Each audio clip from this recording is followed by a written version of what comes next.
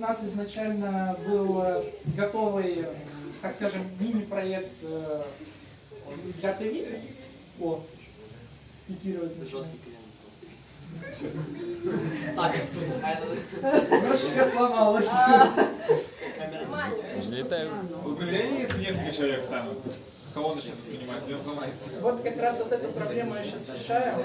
И из-за того, что используется, так скажем, определение каждый кадр, да, грубо говоря, скелета. Ты представляешь, какая-то нагрузка идет на систему? Каждый кадр. А он же там не то, что секунда, две, там чуть ли 2-3 миллисекунды.